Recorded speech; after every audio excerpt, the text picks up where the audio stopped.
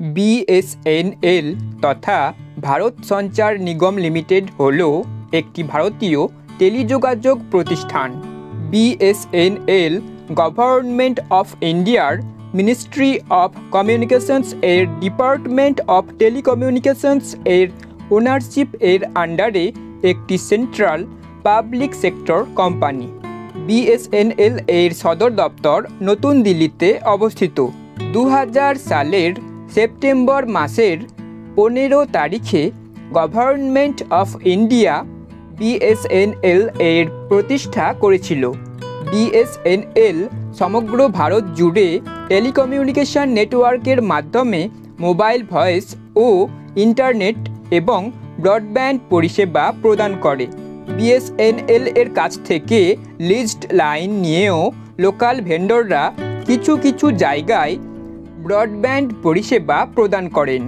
2000 সালে ভারতে BSNL launch হওয়ার পর থেকে বিএসএনএলই ভারতের দুটি মহানগর বাদ দিয়ে ভারতের সর্বত্র ডমিনেট করছিল। এই মহানগর দুটি হল দিল্লি ও মুম্বাই। এখানে এমটিএনএল এর ডমিনেশন ছিল। 2008 সাল পর্যন্ত বিএসএনএল এ সব ভালোই চলছিল, কিন্তু 2009 সাল থেকে বিএসএনএল এর ডাউনফল শুরু হয়েছিল যখন 2009 সালে ভারতে 3G আসার সময় ভারতের অন্যান্য প্রাইভেট টেলিযোগাযোগ কোম্পানিরা রিচার্জ প্রাইস অনেক কমিয়ে দিয়েছিল এবং বিএসএনএলকে টাফ কম্পিটিশন দিয়েছিল। এয়ারটেল ভারতের কলকাতায় 2012 সালে সর্বপ্রথম 4G লঞ্চ করেছিল। তারপর ধীরে ধীরে বিএসএনএল ভারতে তার ফার্স্ট পজিশন লুজ করেছিল এবং সেকেন্ড পজিশনে চলে এসেছিল। এয়ারটেল ধীরে ধীরে ভারতে ফার্স্ট পজিশন দখল করে নিয়েছিল। তখন ভোডাফোন এবং এয়ারসেলও ভালো কম্পিটিশন দিচ্ছিল, আর তার সাথে আরও অন্যান্য টেলিযোগাযোগ কোম্পানি তো ছিলই। তারপর 2016 সালে যখন জিও লঞ্চ হয়েছিল ও আনলিমিটেড ফ্রি কল এবং ফ্রি 4G ডাটা দিয়েছিল, তখন বিএসএনএল এর সাথে সাথে এয়ারটেল, ভোডাফোন, এয়ারসেল, আইডিয়া ও আরও অন্যান্য টেলিযোগাযোগ কোম্পানিগুলোর অবস্থা খারাপ হয়ে গিয়েছিল এবং রিচার্জ প্রাইস কমাতে বাধ্য হয়েছিল। কিছু কোম্পানি তো বন্ধ হয়ে গিয়েছিল, যেমন tata Docomo, MTS, Aircel, Reliance প্রভৃতি। আর কিছু কোম্পানি তো টিকে থাকতে মার্জ হয়ে গিয়েছিল, যেমন ভোডাফোন ও আইডিয়া, যা বর্তমানে ভিআই। জিও, এয়ারটেল, ভিআই যেখানে 4G সার্ভিস প্রোভাইড করছিল, বিএসএনএল তখনও সেখানে 3G সার্ভিস প্রোভাইড করছিল, যার ফলস্বরূপ বিএসএনএল এর আরও ডাউনফল হয়েছিল এবং তা কন্টিনিউ হতে থাকে 2024 সালের জুলাই মাসের 3 তারিখ পর্যন্ত। বিএসএনএল হল ভারতের সবচেয়ে বড় সরকারি মালিকানাধীন টেলিযোগাযোগ পরিষেবা প্রদানকারী প্রতিষ্ঠান।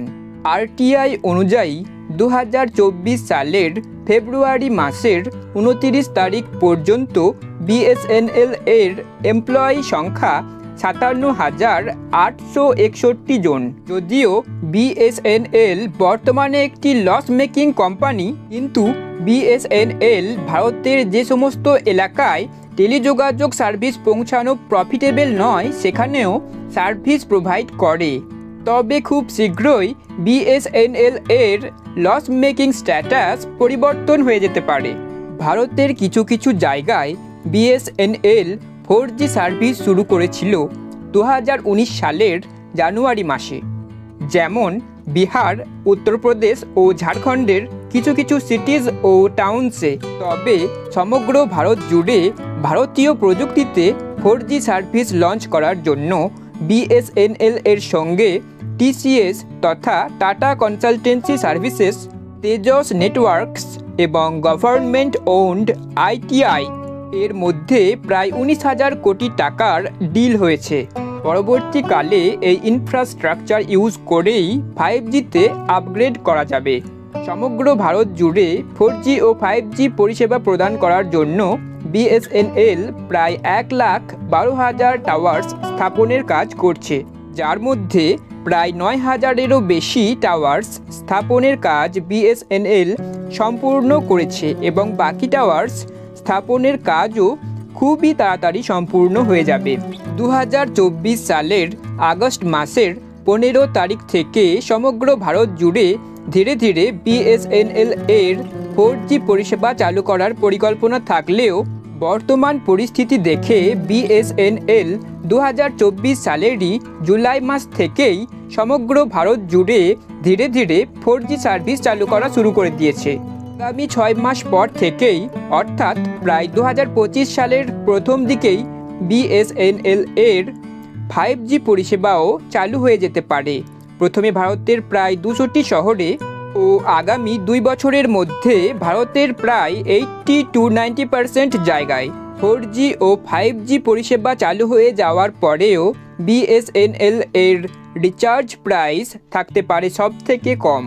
2024 সালের জুলাই মাসের 3 তারিখ থেকে ভারতীয় প্রাইভেট টেলিযোগাযোগ প্রতিষ্ঠানগুলি যেমন এয়ারটেল, জিও এবং ভিআই তথা ভোডাফোন আইডিয়া রিচার্জ প্রাইস বাড়িয়ে দেওয়ার ফলে জনসাধারণের অসুবিধা তো হচ্ছেই, আর সেজন্য অনেকেই পোর্ট করে বিএসএনএল এ চলে আসছেন, কেননা বিএসএনএল কোনো প্রাইস হাইক করেনি।